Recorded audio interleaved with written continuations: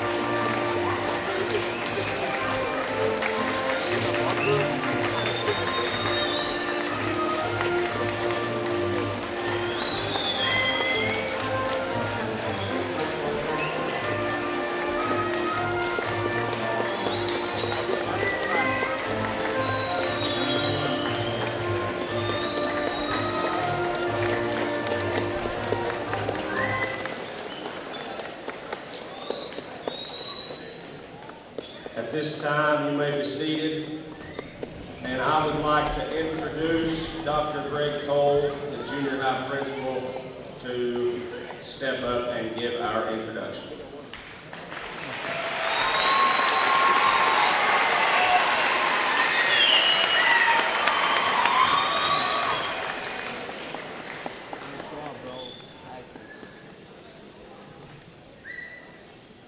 Good morning, everyone, and welcome to Pigeon Forge High School. We would like to thank everyone for attending today for our Veterans Day program and joining us as we honor the brave men and women who put their lives on the line for our country.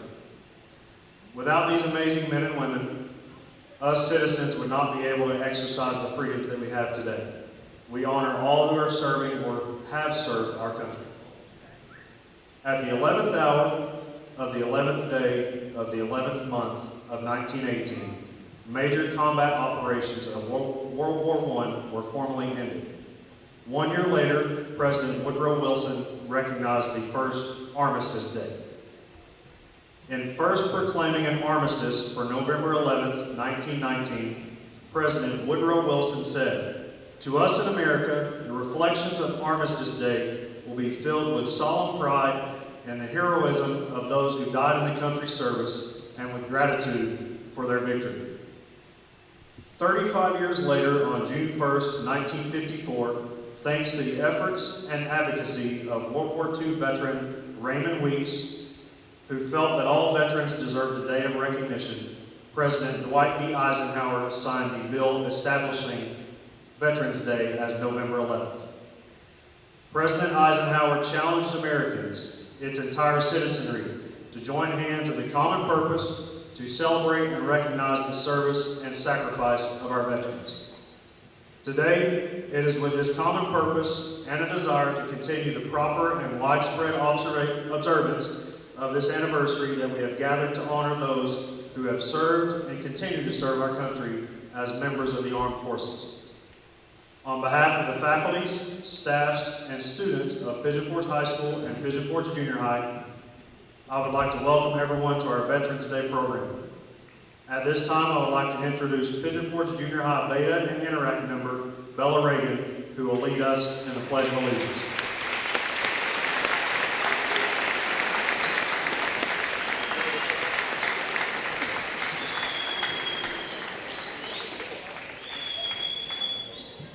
Please stand for the Pledge of Allegiance and the playing of our national anthem.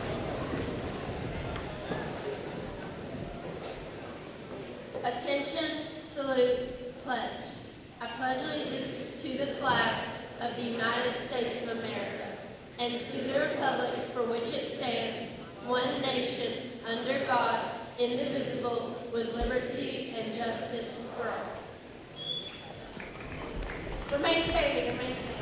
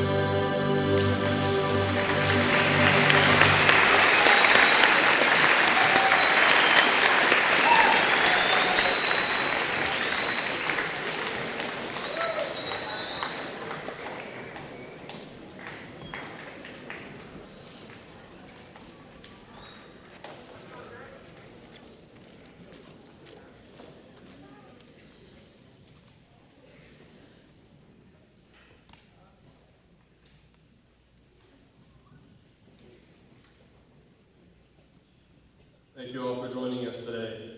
At this time, we would like to recognize the veterans who are in attendance. The Pigeon Forge High School Band will play a medley of service songs while student government members present the flag for each branch of the services. We would like each of our veterans to stand and remain standing while your branch's song is being played.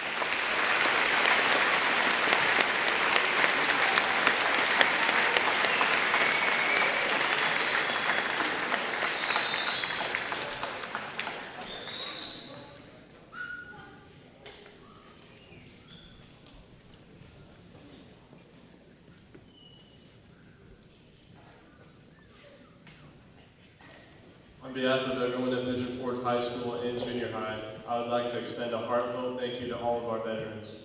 Their service to our country has provided us with many privileges others do not have. It is because of you that we are able to enjoy the freedoms that we have today. As a famous philosopher once said, "He who is brave is free," and with the bravery of our soldiers and our veterans, we will forever be free. Thank you.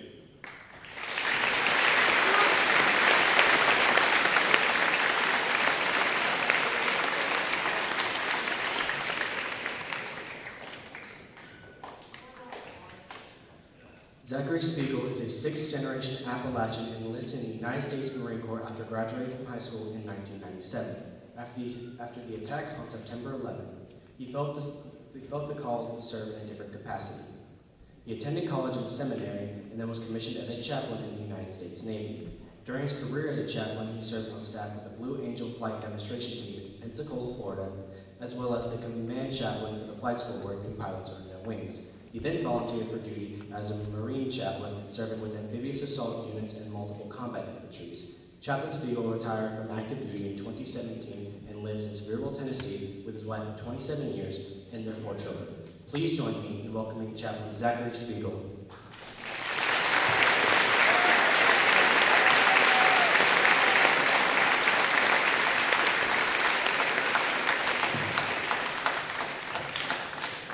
Good morning, everyone. Promise not to be too long. I would like to extend my gratitude to the school administrators for inviting me here today and for all that you do to support the education of our students. To the teachers and support staff here, thank you for your continuous sacrifice and dedication to these students who are the future of our country. To the students, I appreciate your attention today, and I promise not to talk too long. To our honored veterans in attendance, thank you. I know that's not enough, but thank you. I get to stand here today without enemies at our gates because of your sacrifice, and I will never take that for granted, so thank you all. It's an honor to be here today, standing in front of young men and women who are the future of this nation, and in the presence of veterans who have already written chapters of courage in its story. Veterans Day isn't just another 3-day weekend or a day off from school. It's a sacred pause in our national heartbeat, a moment to say, we remember. We remember that freedom isn't free. It never was, and it never will be. It was paid for in sweat and sacrifice, and many times in blood. And those who wore the uniform, those sitting among you today, didn't do it for fame or fortune or likes on social media. They did it because when their country called, they answered, "Here am I, send me." Now, before we go further, students, I know what some of you are thinking right now. Oh, another adult here to tell us to work harder and do better. And you're right, that's exactly what I'm here to do. But stick with me, I'm not going to preach at you. I want to offer you some words of encouragement today. Because the truth is, every generation has its own battles. Your battle might be how to survive in a world ran by AI. For the veterans, it was the battlefields overseas. For you, and really everyone throughout history, the battle is in your mind. If you win up here, you win everywhere. Every warrior I've known, military or civilian, learned that lesson the hard way. Your body can be strong, your uniform can be sharp, but if your mind surrenders first, the battle is lost. 200 years ago, and this might blow your mind, people your age were married. They had kids. They built cabins from the trees they cut down themselves before winter hit. You think you've got it rough? They were praying that the wolves didn't kill their goats before Thanksgiving, and yet they survived. They built communities, raised families, and left legacies. You've got air conditioning, Chick-fil-A, YouTube tutorials, and Google Docs that auto-save your homework. You don't have the excuse that I did. My dog hated it. So when I hear the math is too hard, or oh no, the Wi-Fi is down, I can't help but think, you know what? You're not fighting marauders at the gates. You're sitting in an air-conditioned classroom with a teacher who cares about you. You don't need a sword, you need a pencil and you have no excuses. Give me a minute before you get mad at me. Don't get me wrong, life does throw punches. Some of you have been through things that would break a grown man. Maybe your home life isn't great. Maybe someone hurt you, abandoned you, or told you that you'd never be enough. How do I know this is true for many of you? Because it happened to me. When I was in 8th grade, my mother passed away suddenly and violently. I had no one left at home to encourage me, hold me accountable, or even ask if I had finished my homework. As a result, I took the easy route. I just gave up. I went from second in my class through the 8th grade to not even getting a diploma when I walked across the stage. I had to attend summer school to complete the credits I needed to get that diploma, and then graduated 104 out of 106. The last thing I wanted to do was go to college. So I joined the United States Marine Corps and hopped on the bus for 13 weeks of boot camp at Parris Island, South Carolina. It was there that I began to realize some of the things I'm talking to you about today. I realized that no one else was going to do anything for me, and that if I was going to be successful, I had to do the things for myself. I had to do the hard things, even when it didn't feel good. I eventually completed my bachelor's degree and into the seminary, a 3-year program that leads to a master's degree, and was commissioned as a Navy chaplain to continue my service to this nation. And I realized that this life is bigger than me, bigger than excuses that I had, bigger than my own pity party. Listen carefully. After a certain point, your life stops being about what happened to you and starts being about what you're going to do about it. You are not a product of your environment. You are a product of your choices. Healing is your responsibility. Growth is your decision. And blaming your past only keeps you from your future. As a chaplain, I met many men and women who had every reason to quit, but they didn't. Some of them carried wounds you could see, many carried those you could not. But every single one of them made a choice to rise. That's what warriors do. They rise and they rise again when they get beat down. Do you want to become your best self? Here's your secret mission. Do hard things. Not the easy things, not the safe things, the hard ones. Because growth never comes from comfort, it comes from resistance. The gym doesn't build muscle by making things easy. The bar has to have weight. Life works the same way. The higher the difficulty, the greater the growth. So pick a goal that scares you a little, maybe a lot. Pick something that will stretch you, break you, humble you, and then get up the next day and do it all over again. Even if you fail, you'll still end up miles ahead of everyone else who didn't even try.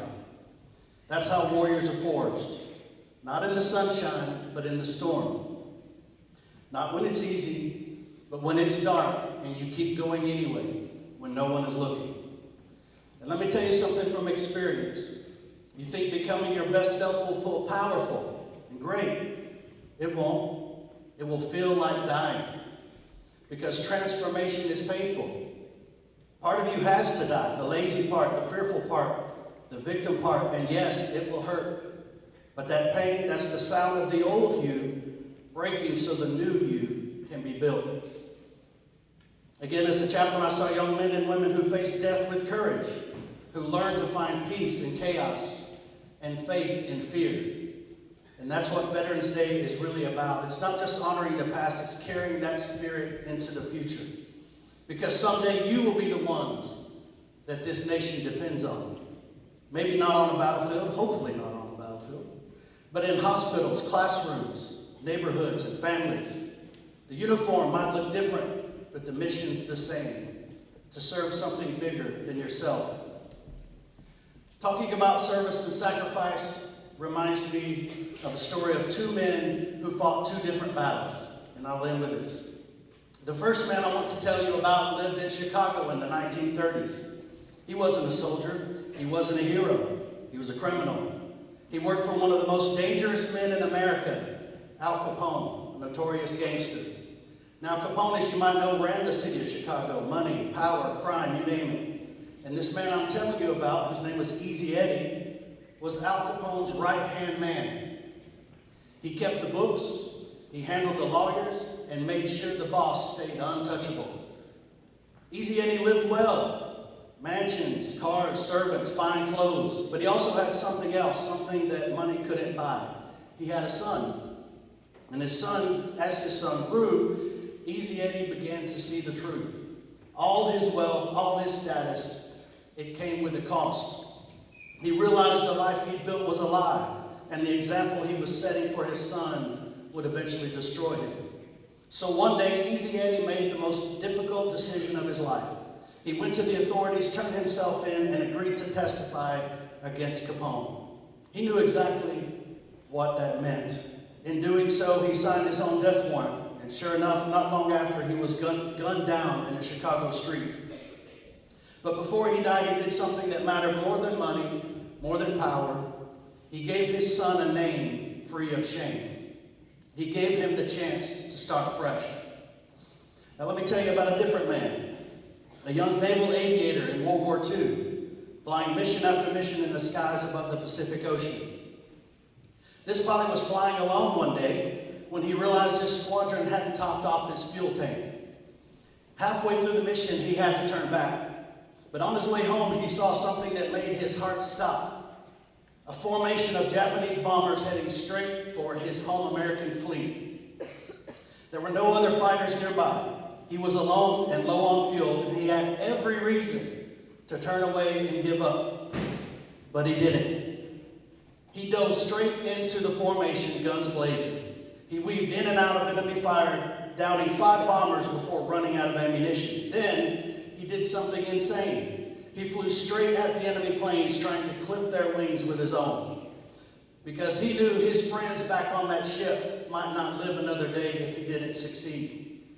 When he finally landed, his plane looked like Swiss cheese, but the fleet was safe. He was awarded the Medal of Honor.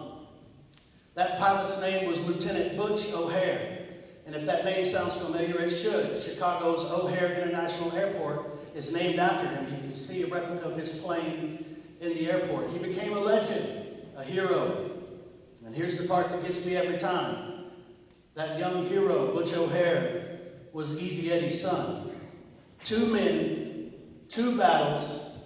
One fought to cleanse his soul. The other fought to defend his country. Both made a choice to do the hard thing, but the right thing. And their choices changed the course of their lives and many of ours in history. In one generation, the family name changed from criminal to national hero. That's what I want you to remember today. Courage doesn't always look like storming a beach. Sometimes it's sitting in a quiet room, making a decision that costs you everything. Sometimes it's breaking a cycle so your kids can live a better life than what you did. And sometimes it's climbing into a cockpit, outnumbered and outgunned, and saying, not today, not on my watch. That's the spirit that built this nation. And that's the spirit of a warrior. And that's the spirit we honor here on Veterans Day. Do you want to know how to make all these veterans here proud of you and honor the sacrifice that they've already made? Do the things I've laid out for you today. Live a life worthy of the freedom you've inherited. Be grateful. Be disciplined. Be strong. Do hard things. Love this country enough to become the kind of person it needs next. And remember, the battle isn't outside, it's inside. And if you win there, you'll win everywhere. Thank you, and may God bless you all, and may God bless America.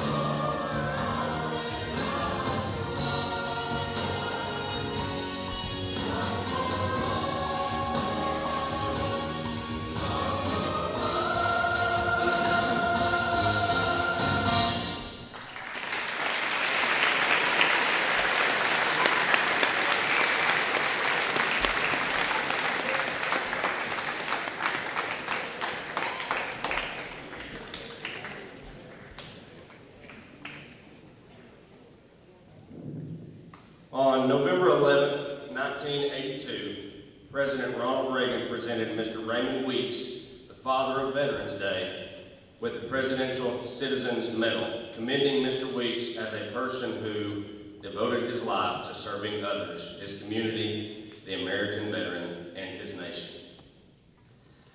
At the ceremony, President Reagan challenged everyone to go forth from here, having learned the lessons of history, confident in the strength of our system, and anxious to pursue every avenue toward peace.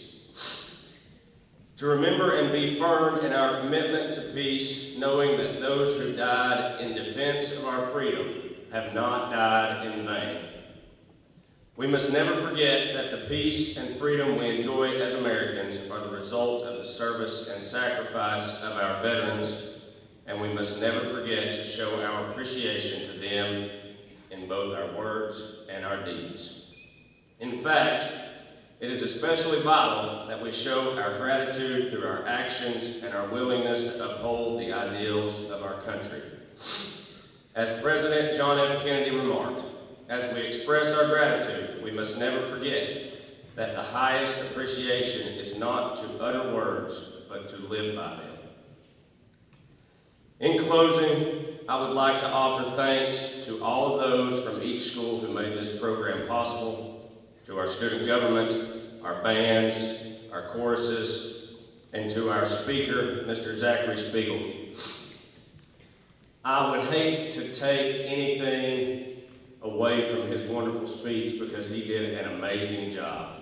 But I would like to say two things that he said that really stuck out to me. His definition of Veterans Day as a sacred pause is maybe the best way I've ever heard it put. We should pause and reflect and be truly thankful for those who have done these things for all of us. Secondly, he said you have to do hard things. You cannot be afraid of them. If you do those hard things, you will be a product of your choice. You can get through anything with the support of others, and I would like to say thank you to all of our veterans who supported all of us. I would also like to thank all of our guests, and especially our veterans, for coming to this program. Let's give our veterans one more round of applause.